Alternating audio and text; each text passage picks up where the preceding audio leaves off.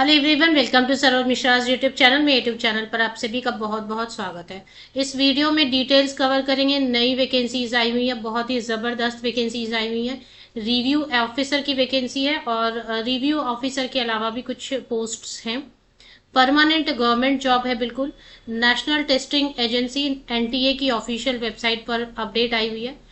कोई भी ग्रेजुएट किसी भी विषय से स्नातक की डिग्री ग्रेजुएशन किए हुए कैंडिडेट बिल्कुल अप्लाई कर सकते हैं। फ्रेशर भी अप्लाई कर सकते हैं। एक्सपीरियंस की कोई ज़रूरत नहीं है। तो पूरी जानकारी, पूरी डिटेल, आपको इन्फॉर्मेशन वीडियो के एंड तक देखें।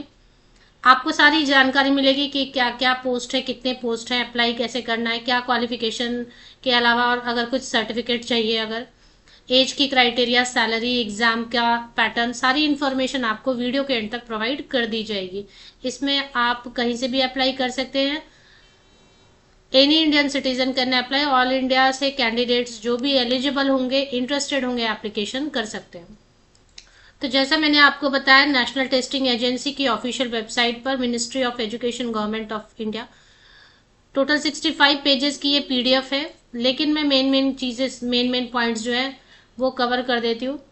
इंडेक्स बना हुआ है वैकेंसीज, रिजर्वेशन के लिए एलिजिबिलिटी क्राइटेरिया, ये मार्किंग स्कीम क्या है, इवैल्यूएशन क्राइटेरिया क्या है, जनरल इंस्ट्रक्शन, ये सारी चीज़ें सिस्टमैटिकली आपको यहाँ पर भी दी हुई हैं। तो जो खास खास बिंदु हैं जिनको समझना जरूरी है वो मैं आपको वीडियो में कवर करके देती हूँ। तो रिव्यू ऑफिसर की पोस्ट है, असिस्टेंट रिव्यू ऑफिसर की पोस्ट है, कंप्यूटर असिस्टेंट की पोस्ट है। तो तीन अलग अलग पोस्ट है। जनरल ओबीसी कैंडिडेट के लिए 1200 रुपीज लगेंगे फीस, और SC ST EWS कैंडिडेट जो उत्तर प्रदेश के रहेंगे उनके लिए 1000 रुपीज एप्लीकेशन फीस होने वाली है। करेक्शन जो प्रोसेस है, जो करेक्शन एडिट करना रहता है, ऐसे तो कोशिश करनी चाहिए कि फॉर्म इस तरीके से फिल करें, सारे सर्टिफिकेट लेके बैठें कि एरर ना हो, गलती ना हो। फिर भी हो जाती है कई बार मिस्टेक। तो करेक्शन विंडो, एडिट करने का विंडो 24 जून से लेके 25 जून तक ओपन रहेगा। ऑनलाइन एप्लीकेशन पोर्टल जो है वो 1 जून से, आज 1 जून, 1 जून को ही विज्ञापन भी जारी हुए, विस्तृत विज्ञापन। आज से ही ऑनलाइन एप्लीकेशन भी शुरू हो गया है। exams.nta.nic.in के ऑफिशियल वेबसाइट पर अपडेट है। 21 जून तक, 1 जून से लेके 21 जून तक आप आवेदन कर सकते हैं। और एडिट करने के लिए 24 जून एंड 25 जून, 24 जून और 25 जून आपको करेक्शन विंडो ओपन होगा, एडिट करने का टाइम मिलेगा। ऑनलाइन मोड में ही एप्लीकेशन सिर्फ करनी है। केवल only one application for the post is to be submitted by a candidate,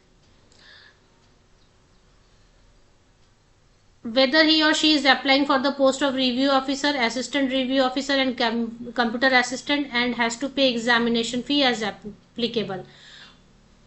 Only one examination fee is to be deposited by the candidate as per the vertical category against the advertisement. So, in case more than one application, multiple application forms are submitted by the same candidate, then the last application form submitted by such candidate shall only be taken into account. मतलब साफ साफ कह दिया है, क्योंकि 3 post है ना, review officer भी है, असिस्टेंट रिव्यू ऑफिसर भी है, कंप्यूटर असिस्टेंट भी है। तो आपको लगेगा चलो 2 में कर देते हैं अप्लाई, 3 में, तो वो मना कर रहे हैं। क्या कह रहे हैं कि जो आप अगर कर भी देते हो एप्लीकेशन, अगर आपको यहाँ पे मना किया है कि नहीं एक ही करना है अप्लाई, लेकिन अगर एक से ज्यादा आप कर भी दोगे अप्लाई, तो लास्ट वाला जो एप्लीकेशन है ना उसको केवल वो एक्सेप्ट करेंगे, बाकी आपका वेस्ट हो जाएगा। तो देखिए, रिव्यू ऑफिसर के लिए टोटल 138 वैकेंसीज हैं। 138 रिव्यू ऑफिसर के लिए 138 वैकेंसीज हैं। 47,600 की बेसिक पे रहेगी, सिर्फ बेसिक है 47,600, प्लस सारे अलाउंसेस वगैरह ऐड करते करते सैलरी 75,000 स्टार्टिंग सैलरी होने वाली है। इसके लिए क्वालिफिकेशन बैचलर डिग्री किसी भी विषय से। इसमें अच्छी बात ये, अच्छा पॉइंट ये है कि परसेंटेज नहीं प्रॉब्लम है, परसेंटेज नहीं मांग रहे हैं। कई कैंडिडेट इसलिए अप्लाई नहीं कर पाते क्योंकि प्रतिशत अंकों का जो कंडीशन होता है, यहाँ पर ऐसी कोई शर्त नहीं है। आप सिर्फ ग्रेजुएट होने चाहिए किसी भी विषय से।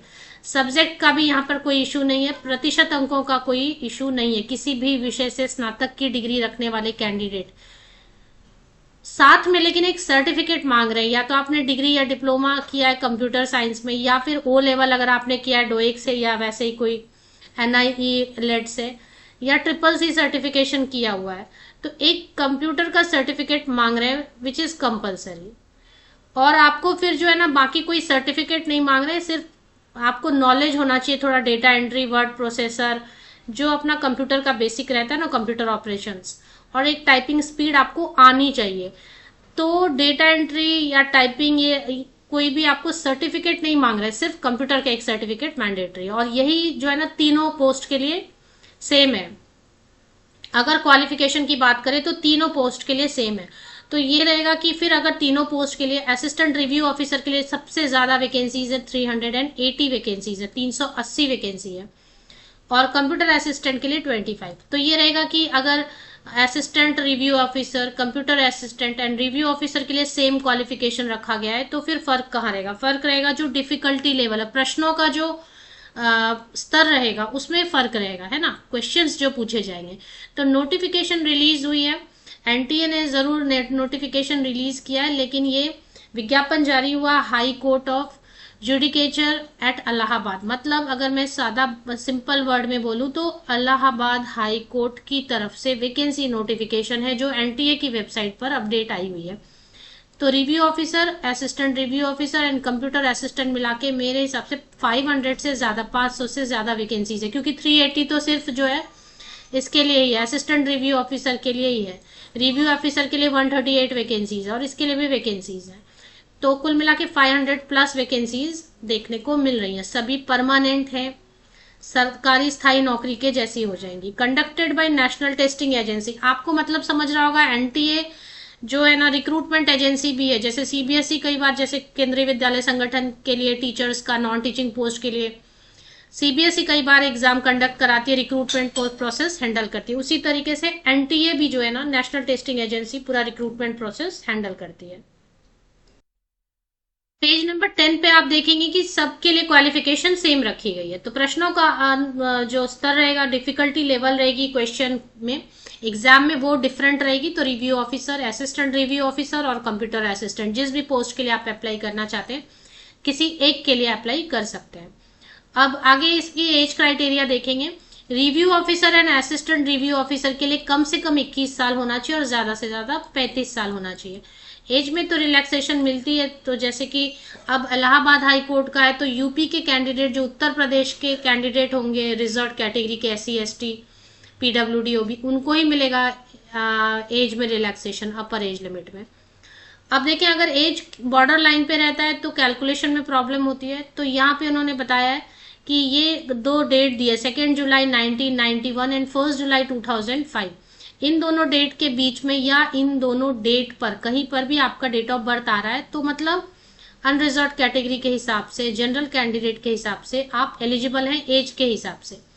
या सीधे ऐसे बोलना चाहें अगर, तो 1 जुलाई 2026 को कट ऑफ डेट लेके आपको एज की कैलकुलेशन करनी है। 1 जुलाई 2026 को कट ऑफ डेट लेके एज की कैलकुलेशन करनी है। कंप्यूटर असिस्टेंट के लिए अपर एज लिमिट तो वही है 35 है, लेकिन मिनिमम जो है 18 साल का होना है। तो 18 से 35 साल तक के कैंडिडेट अप्लाई कर, 18 में कौन ग्रेजुएट हो रहा है, तो यही है। अभी the candidate whose age is less than 21 years, 1 जुलाई 2026 को अगर 21 साल से कम हो जा रहा है, होता है ना 1 महीने 2 महीने कम हो गया है ना, होता है ना, कई बार हो जाता है ऐसा, तो वैसे में तब आप सिर्फ कंप्यूटर असिस्टेंट के लिए अप्लाई कर पाएंगे, है ना। रिलैक्सेशन इन अपर एज लिमिट देखें,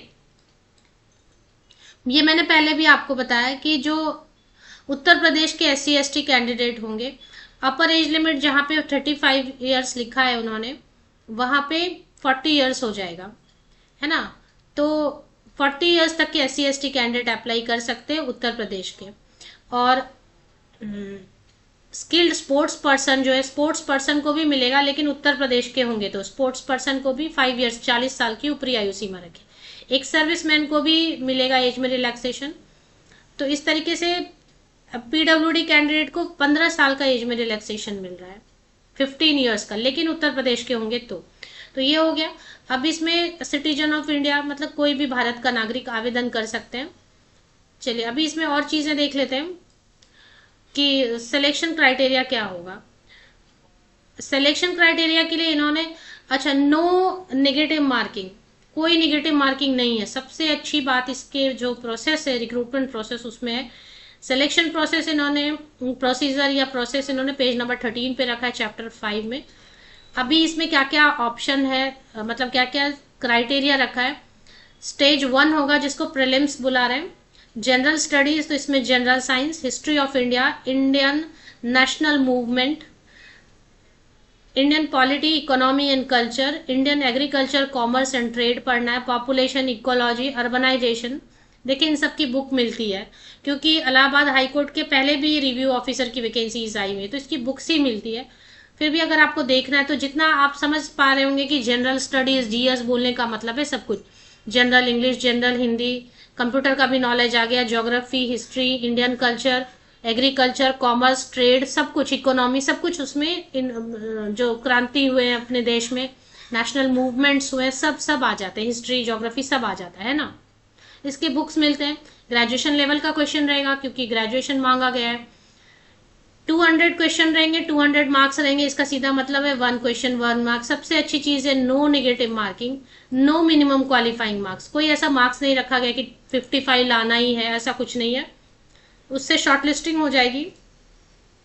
7 गुना कैंडिडेट्स को जो है ना, टोटल नंबर जितने वैकेंसीज के रहेंगे उसके 7 गुना कैंडिडेट्स को शॉर्टलिस्ट किया जाएगा स्टेज 2 के लिए और स्टेज 3 के लिए। अब स्टेज 2 में लिखना रहेगा। जो भी ऑफिसर वाली भर्ती रहती है ना उसमें ऐसे लिखने को जरूर देते हैं कि आपकी कैपेसिटी है कि नहीं, क्योंकि एक ऑफिसर को लिखने पढ़ने का काम रहता है, साइन करना है, लिखना है, लेटर्स लिखने हैं, ईमेल्स ड्राफ्ट करने। तो आपको इंग्लिश आता है या नहीं आता है, हिंदी आता है या नहीं आता है ठीक से।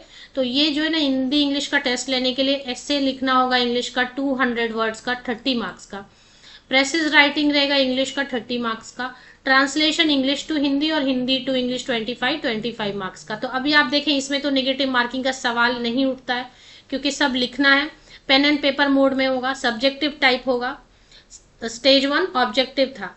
अभी ये 50 मार्क्स रहेंगे out of 150 marks qualifying marks इसमें रखा गया है। स्टेज 3 में क्या रखा है, कंप्यूटर, क्योंकि उन्होंने बोला ही है ना कि आपको कंप्यूटर का एक सर्टिफिकेट कंपलसरी किया, इसलिए एक टेस्ट लेंगे कंप्यूटर का बेसिक आपको आता है या नहीं।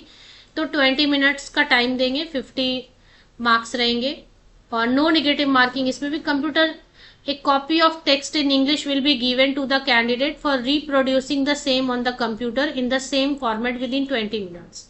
मतलब आपको टेक्स्ट दे देंगे इंग्लिश का, उसको कंप्यूटर पे आपको अच्छे से सजा के लिखना रहेगा। अच्छा इसमें एक छूट गया, एक मिस हो गया।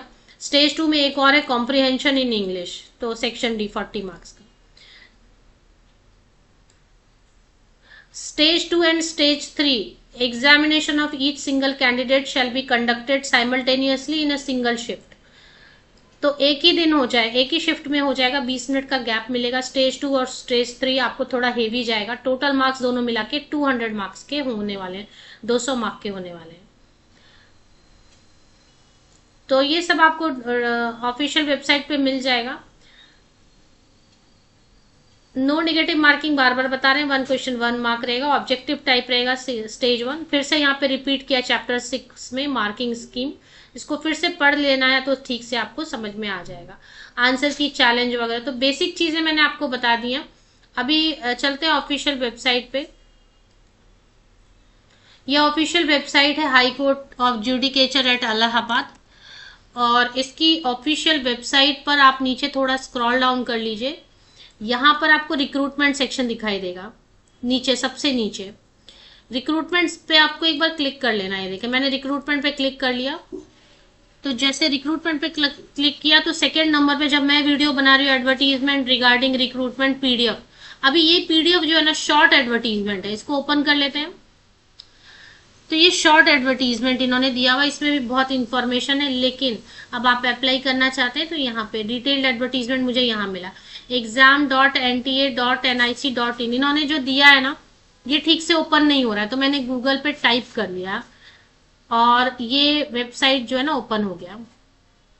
exam.nta.nic.in, ये मैंने ऑफिशियल वेबसाइट ऐसे टाइप करके गूगल पे, तो यहाँ पे high court of judicature at Allahabad recruitment examination 2026, इस पे मैंने क्लिक कर दिया। तो जैसे ही आप इस पे क्लिक करते हैं, इंफॉर्मेशन में डिटेल्ड एडवर्टीजमेंट है, कॉन्टेक्ट अस अगर कोई प्रॉब्लम है। एनटीए का पूरा रिक्रूटमेंट प्रोसेस, एग्जामिनेशन और एनटीए का जो हिस्ट्री है ना एग्जाम कंडक्ट कराने का, वो बहुत ही बेकार है। तो अप्लाई फॉर करना है तो यहाँ पे अप्लाई फॉर का ऑप्शन इन्होंने दिया हुआ है। तो यहाँ पे आपका अप्लाई फॉर में दो है, फिलहाल प्राइवेट सेक्रेटरी का है और एक रिव्यू ऑफिसर। तो रिव्यू ऑफिसर वाले पे क्लिक करके यहाँ पे अप्लाई का फिर से ऑप्शन आ रहा है, इस पे ऑनलाइन एप्लीकेशन, यहाँ पे अप्लाई करके आप क्लिक कीजिए तो ये रजिस्टर करना होगा, रजिस्टर करके कंप्लीट प्रोसेस, पूरी प्रोसेस कंप्लीट हो जाएगी। तो मैं आपको एक वेबसाइट की लिंक दे देती हूँ, मेरे इसी यूट्यूब वीडियो के डिस्क्रिप्शन बॉक्स को चेक कीजिए, high court of judicature at Allahabad की ऑफिशियल वेबसाइट की लिंक मैं आपको दे देती हूँ इसी यूट्यूब वीडियो के डिस्क्रिप्शन बॉक्स में, नहीं तो फिर आप विकिपीडिया से भी डायरेक्ट लिंक ले सकते हैं।